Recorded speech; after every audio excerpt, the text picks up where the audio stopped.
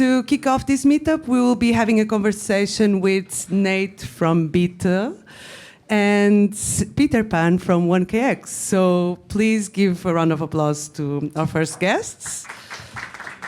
Hello. This is like a reunion. This is definitely a reunion. So to kick it off, this is quite fun because this is a founder VC chat with two old friends from 2018. We actually created the first ever NFTs for conference tickets. The first NFT ticket. I've bragged about that many. I still brag about it a lot to people that with Mintbase. Yeah, anyways. I do as well. Probably too much. I'm like, he's like, oh, Nate's talking about that ticketing thing again. So it's, all right, we're going to talk today a little bit about founders and how to raise, what they're looking for, or just, I don't know, rabbits. We could talk about rabbits as well if we want to. I am actually a rabbit from the Chinese zodiac. Fun fact. And penguins. Penguins also Penguins important. too, yes, important. Yeah, raising is hard. It's really hard. So our company, a little bit about myself, I started a company called Mintbase, NFT marketplace. We switched in 2023 to a company called Bitta, and we've raised a seed round in 2020 when no one gave a flying F about NFTs. Every VC was like, those things aren't gonna go anywhere. But right before the big hype, it took me 18 months to do that. My Series A was another massive pain in the butt. It was $7.5 million with a good group of people, but that took 9 months of pain and misery.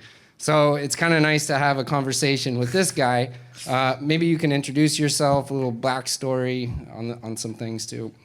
Yeah, I'm Peter, and I've been focused on investing or studying the application layer for crypto for nearly 7 years now. And 5 of those I've been investing with, and the last 5 especially with 1KX, where I lead consumer investments. And yeah, it's I would say for 1KX, we write $2 to $3 million checks at seed on average as a lead/co-lead, 5 to 8 on average. To date, on the investing side, I've done probably over 100 deals. I've personally led, 20 or 30, deployed a couple $100 million at least, and I think still very active in this market, but I think, happy to be very transparent about, what the landscape looks like, and maybe provide some candid feedback to founders and folks in the space. And another record breaking that we did as well back in the day was, I don't know if anyone's familiar about Moloch DAO way back. It was no one does. It was like the second DAO ever, and what they did is they funded people who are doing Ethereum applications to keep building. He forked it and said, I want to make money off of it, and created this thing called Metacartel. And I think we were the very first for-profit company to receive a DAO. If that's impressive, I don't know, maybe. It's another first. Firsts are fun. But I guess, maybe we start off with, where, the landscape it is today. I guess, as a founder, it's tough raising. Maybe there's one thing that I want to say as to kick off. Fuck VCs. They're not going to save you. And just FYI, majority of the VC money in the space has been over allocated, and it's scarce. I think I'd probably start off very, very bluntly saying that the capital that still is today, especially the money that we're investing with 1KX, we're probably looking at hundreds of projects before we make we write a check, and we're pretty particular in that. And we're looking for venture scale outcomes of 100x plus, and that doesn't, represent majority of the things that exist. That doesn't mean that what we're building is invaluable, or et cetera, right? Or not a great 10, 20x, 30x outcome, right? But that's my first caveat. That the crypto is overly leaned on venture capital funding to fund things that people care about. I think the first thing that I would urge everyone here to think about if they're a founder is just completely ignore venture, and focus on building a community, and focus on funding your earliest rounds or driving or acquiring your first set of financing through crowdfunds, NFT mints from your community, because this is by building, this is the one path that is deterministic and within your control as a founder, right? Like because like I think at the stage like there's so little VC funding, the odds are better when you do effectively take your fate into your own chances, build a community, build trust, and raise from that community. There's a deterministic path to achieving this, right? So I don't know, like one caveat is like, that would be my like general, like overarching, like first, I don't know, preemptive warning or statement is like, if you're trying to raise VC funding, unless you represent the 100x, you're not going to probably raise at all over this year at all. I wouldn't say don't try, but don't be surprised when you pour 3 to 6 months plus into it with very little outcome, right? I'm kind of curious, who's a founder here? Are there any founders here? All right, we got 3. Anyone raising money right now? Everyone is. We got 2. How many VCs are in the room? We got no VCs. This is impressive because it used to be the other way around. It was literally like 50 like VCs and like 3 like engineers in one room. So everyone's an employee here? You guys are all employees? Being an employee is awesome. Who's thinking about starting something? Okay. Is no one here doing anything? You guys all crypto rich and you're just kind of like sitting on a beach? That's cool too. We have like the Lisbon's like population of pump fund streamers, in one room. Fair enough. Yeah. Just slot machines. Waiting for off season, man. Yeah, exactly. Waiting for everyone's backs to, recover. Yeah. Okay, so you're not there's no money, you're still doing deal flows. What are you looking at? Obviously, AI is the biggest stream of everything. A little. Okay. But like I'm focused on consumer, and I think like, if I had to speak very candidly, like it's at the application layer where like reality sort of meets like finance projects a little bit more, right? It's sort of why like with infra projects you get away with like this like negative feedback loop, right? Where you just sort of can like raise on like this expectation that people are going to find it more and more valuable, right? Like, and because the infrastructure has been so, it has been valued at, such high valuations in the past and still the case, you can just sort of keep this going, right? And you can sort of keep marking everyone up, right? There's a lot of paper gains and, VCs generally love this. Like, trust me, like they really do. And it's what allows VCs to raise funds and keep raising funds, et cetera. But it's at the application layer where like all of this falls apart, and it's sort of why it's I think like for especially with me, like when we're investing in consumer, it's when you invest in an application or let's say something that's end user facing, even like let's say a chain that's focused on consumers, right?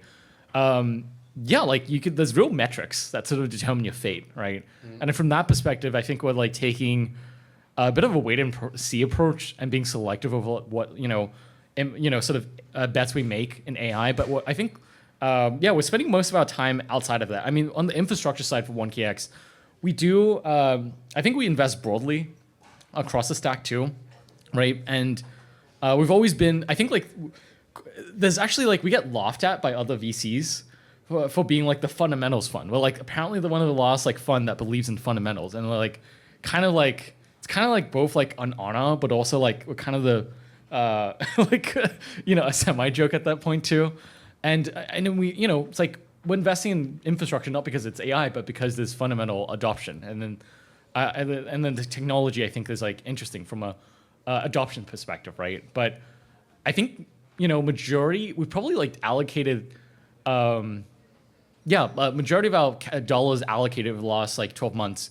Less than 5% have gone to AI, basically. So seed is your focus. That's right. That's a brutal long haul so when you're in seed mode, you barely have a product. Or are you seeing someone who's bootstrapped, got in a community, did basically everything all in their own funds, and then is that what you're really looking for? Where's the sweet spot? Because seed is like, I ain't got nothing. Maybe you're looking for someone who just left Microsoft and was a high exec that like has all the connections, and then says I'm ready to raise money. Like where if a developer comes to you, give me like a picture of an ideal situation of a seed. Totally. So I'm going to be like really specific to my case here. I'm not investing in everything, right? I'm investing in, I guess this is, I'm investing in things that I can spot. Like I'm investing in winners that I feel like I can spot. And that represents a very small subset, of what I'm then, betting on looking at. And specifically what I am looking to invest in are teams that are building applications that or communities that can effectively verticalize downwards once you find success at the application layer, right? So what this means is that, for example, Axie Infinity was a successful or, temporarily successful game back then.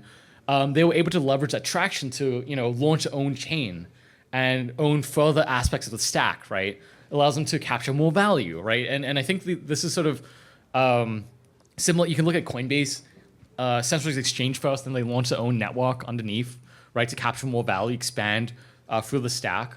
I believe this is really the opportunity I'm looking for. So I'm looking for teams that are building end-user applications, brands such as Pudgy, right, for example. We'd love to see there, all the way to things like Rodeo, like Web3 Instagram/Tumblr, right, where, the application teams that have the potential to build network effects and or/slash economies on the application layer, and then verticalize downwards to own further aspects of the stack. And what I'm looking for at seed there is not even necessarily a product, but I'm looking for a team that has incredibly strong go-to-market abilities. I firmly believe, especially Web3, like all the tech is open source. There's no technical moat. Your entire moat is going to be around your community, your brand, your ability to go to market over and over again, your ability to execute on social media and build mindshare, and to have that compound, right? So, for example, like when we invested when we led the seed round in Pudgy, it was actually a funny story. Like this was one deal where like Luca was begging absolutely everyone and cold emailing every VC to invest, and everyone would not take a call. And I think the unique thing, like because of the way we saw things from 1KX, we saw that Luca had an incredible ability to evangelize. He was incredibly charismatic, but not only that, he had an incredible track record selling products online, building social media followings, right? And also not this at the same time successfully doing that at the time. And I think the last thing was really the fact that he was the youngest, PFP founder or piece of IP founder back then. They were the 30th PFP by market cap, but yet they were the youngest but arguably most capable, right? At least in our eyes. And that was an example where we just made an investment, and led that round with effectively nothing but him at the forefront of it, right? Yeah, this is a funny conversation because we're on the other side of the spectrum. We're hardcore tech. I was excited to show you my system because it's effing cool, but we suck at go-to-market. Like, I will be very honest with that. It is hard. It is so hard. And by the way, there are investors that are focused on technology first, right? And I'm definitely just representing. What would you suggest for a very technical focused founder, how they can start pushing into obviously going to a marketing firm and giving $1 million? No, that's not the way.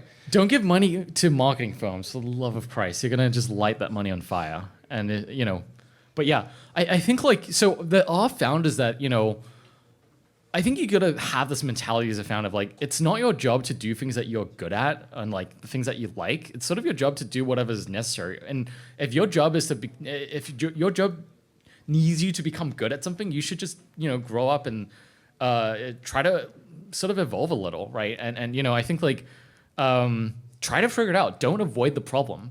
There's a lot of founders that avoid the problem. Don't do that. You're just screwing yourself. And I think you just gotta apply yourself. Like there are founders, for example, 1KX worked very early on with Sam Williams from Arweave.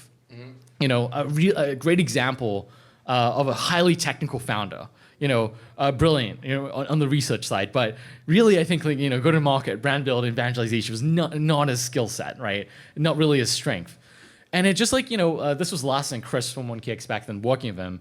And I think it took a while to convince him that he really no one was going to save him. He spent years trying to hire someone to solve his problems for him. And I think only when he started to sit down and take accountability of like, okay, our marketing sucks. I'm going to actually solve it myself. No one else is going to save me. Did things start to turn around? And he just tried. That's it. He studied what everyone else did. He tried to do what everyone else did, and he just tried, right? And I think that wouldn't be in the place today if he hadn't just actually tackled the problem head on. Yeah, we were the very first NFT marketplace to use our Weave. So in short, hey, if you're trying to build a venture, not everything's a venture scale outcome, but if you are, don't be a bitch.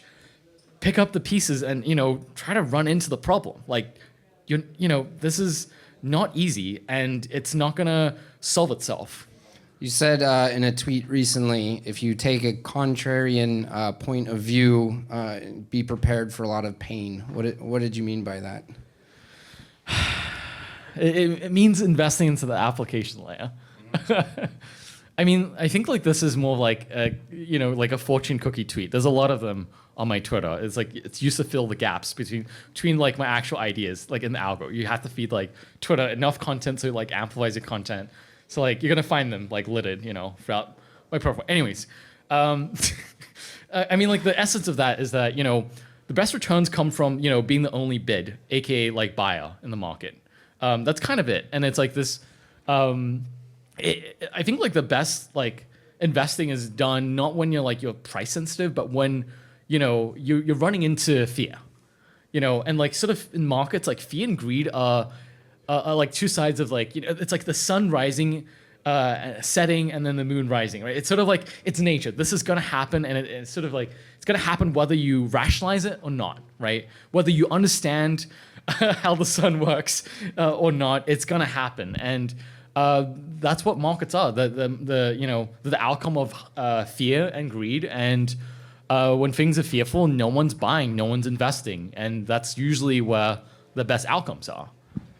What are your suggestions when how much does the chain matter? Like someone's going to go on Avalanche or Base or Solana or Nier or Ethereum. Like, what is that like an easy red flag where you're like, absolutely not, just because of network effects? Like, where do you see things moving? What is your sort of chain guidance in the future? I know you posted something about a gaming chain that Rune. Yeah. Ronin. That's right. So give me the details. So I think like long term, like super far out, don't know when, chains probably don't matter. Like, everyone sort of like generally understands that. Like why you don't care, like you don't worry about like what your ISP, like how strong your like internet service provider's community is, right? It just works. But I think today, like that's not the case. And I think you just want to be pragmatic, right? If you're building a game, pick the chain that's going to allow you to like hit users or traction or revenue fastest. Don't do it because you're getting a bribe by the foundation via grant money. Like that's not a good reason. And I think it's just like pragmatic. Like pick the chain that's going to allow you to succeed best, and pretty much ignore everything else. Got it. Anybody got any questions? That could be fun. Open it up. What you got? You can just shout, I'm assuming. Thank you. Any questions? Yeah. Can you come a little bit closer, please? Hey, thank you. I have two takes. One of them, the first one, you take in that every good startup founder need to launch the NFT, go to the ground, build a community. During the time, all other guys just funding, get fucking amount of money, cut the corners by burning all this in the marketing, building the more hugest community, and go forward. What do you think about that? So can you clarify? Yeah. So I mean that during building the community should be rather hard without no money at all. During other guys can burn, I don't know, 100K per month for the skill community. issue. Huh? Skill issue. You're not meant to survive or succeed then. Pudgy Penguins was, they actually raised 9 million in seed. They didn't touch any of it. Like up till like pretty much recently, until they had to start to build. Like the best, Axie Infinity, another example, raised a couple $100,000, built it into one of the biggest communities back in 2018-19. again, you don't need a lot of money to build communities. Sorry, people, but right now it's 2025, not 19th. So I now hear- memcoins is rising. Right? I hear you. And You know, Pudgy, you know, was acquired in mid 2022, was nothing until late 2022, and started building the community off Twitter, online presence, gifts. Again, they didn't touch any of the $9 million they raised, and there are many communities out there that are building massive communities off zero money. Like the thing to realize is that. Communities, great brands, great online presence can be built with, it's not a capital issue, it's a skill issue. And, I just, founders, the best founders in the world are able to build massive followings, massive brands, build strong communities without any money. And the reason why is because strong communities are the result of caring a lot and treating each relationship one by one with a great degree of love, to be honest. And, that is not you're not burdened by money there. And from that perspective, you actually, you do have an advantage over some of the well-funded projects who are over-delegating the relationship management, right, to, broader team members who may not care as much, right? So I would strongly push back there. Like, the best I've seen throughout the space over the last 6-7 years, they've actually not needed any money at all, to be frank. And they've all been self-sufficient. And yes, the unfair advantage Pudgy had was that they know how to execute with toys instead, but precisely the skill issue. It's they were able to do that with in an incredibly capital efficient manner, right? So I'm not disagreeing. I'm not saying it's not easy. I just think that, like, at least from my perspective, when I'm looking for venture scale outcomes, when you're truly looking for outliers, at least this is what I'm looking for. So I'm not disagreeing with you, right? Like, I'm just pointing out that, like, the best of the best, it doesn't hold them back. Okay, thank you so much. I reviewed the OKX portfolio a little bit, and there are a couple of projects that not align with this issue that you're talking about. So I mean that they derive from the manifest, not the community, because they're hard tech technological startups. And what do you think about this? Do you have examples? Yeah, Lagrange, for example. Lagrange. Yeah, right. Yeah, I mean they're like a deep tech infrastructure company.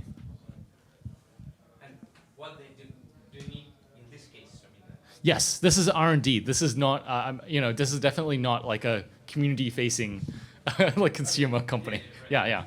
No, but I'm definitely not coming. Again, I think like the caveat I'm definitely coming from is that I'm wholly focused on consumer, right? I'm wholly focused on the application layer. We have time for one more question. Can you dive a little bit deeper into the quality of the community as opposed to just treating community as if they are the same? But can you comment a bit more about different quality of the community? Like, what makes a strong, like a community strong? Is that like?